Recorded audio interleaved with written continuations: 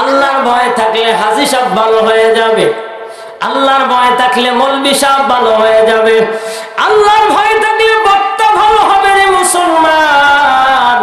আল্লাহর ভয় বক্তার মধ্যে নাই, বক্তার মধ্যে ভেজাল আছে না নাই?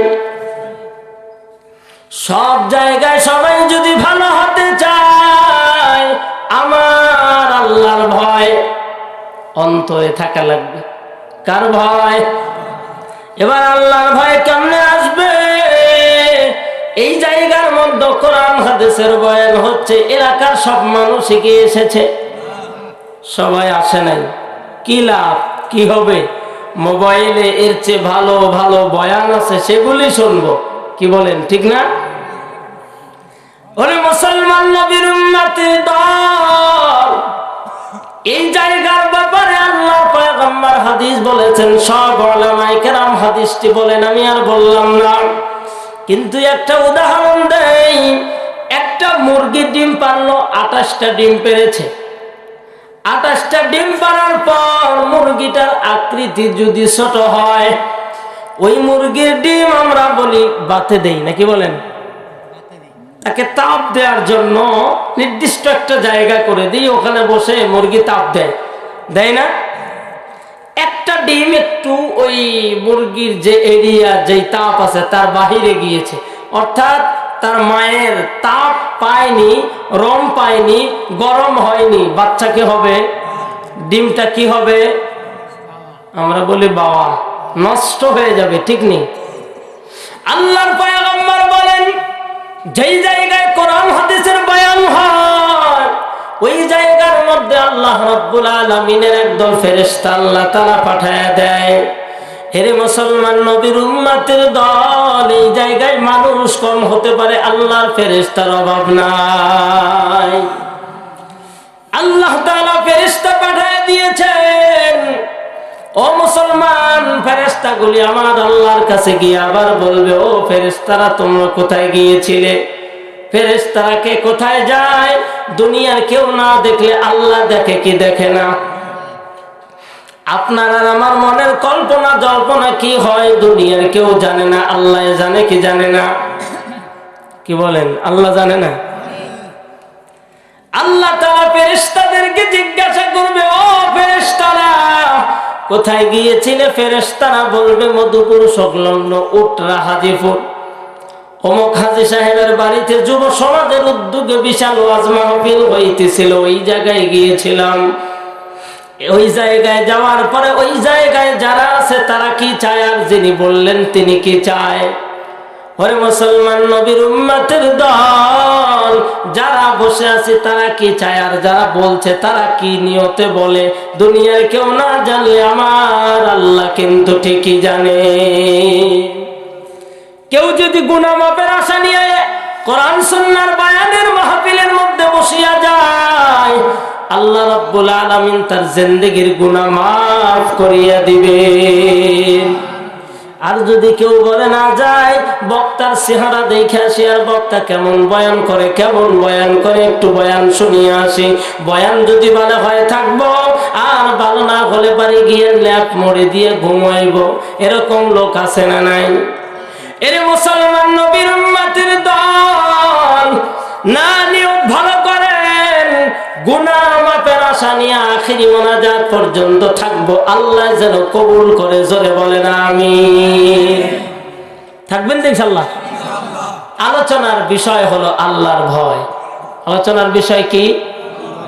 আল্লাহর ভয়। আপনি আল্লাহকে কতটুকু ভয় করেন? আর নবীজির হাতে গড়া মানুষ সাহাবায়ে কেরাম, তারা আল্লাহ তাআলাকে কেমন ভয় করেছেন, আর বর্তমান সময়ের যারা আছি তারা কেমন ভয় করে? মুসলমান ভাইরা আমার, আল্লাহ রাব্বুল আলামিন কোরআন মাজিদের মধ্যে এমন কিছু আয়াত নাযিল করেছেন, আয়াতের মাধ্যম দিয়ে আল্লাহ তাআলা কোন আয়াত দিয়ে বলেছেন, ভাই আল্লাহ তাআলা আয়াত একটা নাযিল করলেন, ইয়া আইয়ুহান নাস। কোরআন শরীফের বিভিন্ন জায়গায় আল্লাহ ব্যবহার করেছেন ইয়া আইয়ুহান নাস।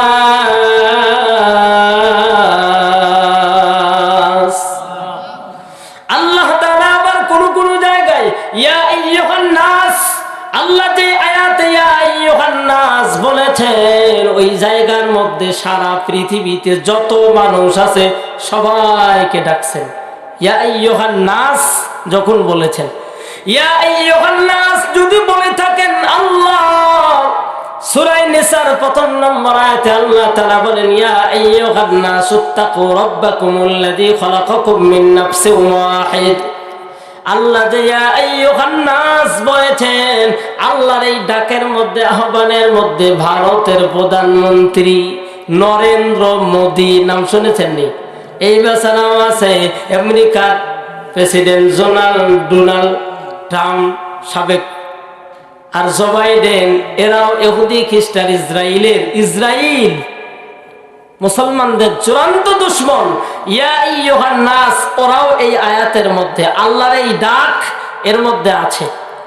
কিন্তু মুসলমান ভাইরা, আল্লাহ রাব্বুল আলামিন কোরআন মাজিদের আরেক আয়াত নাযিল করে আল্লাহ বলছেন, ইয়া আইয়ুহাল্লাযীনা আমানু,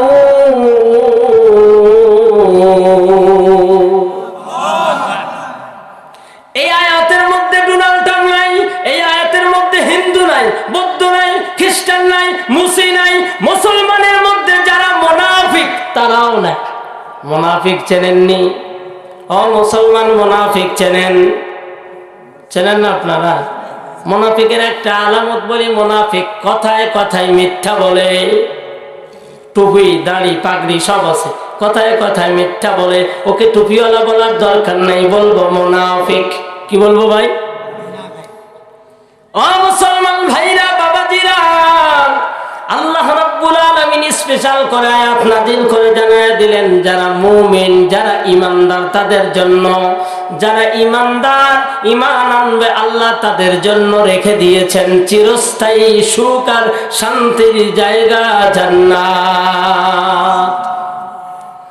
মুসলমান ভাইরা, বাবাজিরা, আল্লাহ রাব্বুল আলামিন বলেন, ইয়া আইয়ুহাল্লাযীনা আমানু, হে আমার বিশ্বাসী বান্দারা, ইত্তাকুল্লাহ, আল্লাহ ডাক দিয়া বলেন, হে আমার মুমিন বান্দারা, আল্লাহকে ভয় করো। কাকে? আল্লাহ তাআলা ডেকে বলেন, হে ঈমানদারগণ, তোমরা আমি আল্লাহকে ভয় করো। কাকে ভয় করার কথা বলল? এ মুসলমান, আল্লাহর ভয় অন্তরের মধ্যে কেমনে আসবে? আল্লাহর ভয় অন্তরের মধ্যে আসার বুদ্ধি কি শুনবেননি? কেমনে আসবে আল্লাহর ভয় বলেন তো? কিভাবে আসবে? এমনি বাসায় বসে থাকলে আসবে? আল্লাহর ভয় এমনি অন্তরের মধ্যে আসবে না। আল্লাহর ভয় আনার জন্য, অন্তরের মধ্যে আনার জন্য ভালো মানুষের কাছে যাওয়া লাগবে। কোন মানুষ? ভালো মানুষ, যিনি ভালো। ও মুসলমান, ভালোর উদাহরণ দিতে গিয়ে যদি বলেন হুজুর ভালোকে দেখায় দেন, এখানেও তো বেজাল আছে রে মুসলমান। এরে মুসলমান, নবীর উম্মতের দল, আপনার বিবেক বুদ্ধি দ্বারা, জ্ঞান দ্বারা আপনাকে যাচাই বাছাই করে নেওয়া লাগবে। আপনি যদি বলেন হুজুর আমি তো বুঝি না, চিনি না, কেমনে চিনবো? ওরে মুসলমান ভাইরা আমার, বাজারে ধানের বীজ এসেছে 29 ধানের কয়েক জাতের বীজ, যেইটা দিয়ে ধান বেশি হবে এটা আপনি যাচাই বাছাই করে বের করে আনতে পারলেন। মুসলমান, বাজারে কাপড় কিনতে গিয়েছেন, বললে ভাই ভালো কাপড় দাও, বলে তুমি দেখে নাও। এইভাবে দেখে দেখে ভালোটা আপনি যদি যাচাই বাছাই করে নিতে পারেন, কিন্তু কারা আল্লাহওয়ালা, কাদের কাছে গেলে আল্লাহর ভয় অন্তরের মধ্যে তৈরি হবে, এটা আমরা বলবো না। আপনার জ্ঞান বুদ্ধি বিবেক দ্বারা যাচাই বাছাই করে নেওয়া লাগবে। তবে এক কথায় বলিয়া দেয়, ওই লোকগুলিকে আল্লাহওয়ালা বলা যাবে যাদের কথা শুনলে, যাদের বয়ান শুনলে, যাদের কাছে গেলে আল্লাহর কথা মনে পড়ে। কি বলেন? এমনও বাংলার জমিনে বয়ান হয়, যেই বয়ানে গেলে মনে হয় শরীরের মধ্যে নাচ আছে না নাই? বলবো না, যদি বলতে যাই খারাপ হয়ে যাবে রে মুসলমান। আপনিও কবরের যাত্রী, আমিও কবরের যাত্রী। আপনিও কবরে যাবেন, আমিও কবরে যাব। দুনিয়ায় বাহাদুরি করার জায়গা না, অহংকারী করার জায়গা না, বড়াই করার জায়গা না। এই জমিনের দিকে যদি তাকাই, কত জমিদার ছিল, কত বাহাদুর ছিল, কত টাকা সম্পদওয়ালা ছিল, আজকে তারা 3.5 হাত মাটির গর্তে খালি হাতে বিদায় নিয়ে কবরে চলে গেছে। আছে না নাই? মুসলমান নবীর উম্মতের দল, কতজনের মা বাবা এই জমিনের মধ্যে খুব দাপটের সাথে চলতো, আজকে তো মা নাই, বাবা নাই, এতিম হইয়া অন্ধকার কবরে চলিয়া গিয়েছে। ও মুসলমান, আমরা তো এতিম বলি কাকে? যার মা নাই, বাবা নাই, সে বড় এতিম, নাকি বলেন? যার মা নাই, বাবা নাই, তাকে আমরা এতিম বলি না। না, আল্লাহর পয়গম্বর বলেন না, বড় এতিম হলো ওই ব্যক্তি যেই ব্যক্তি কবরে গিয়ে বিপদে পড়ে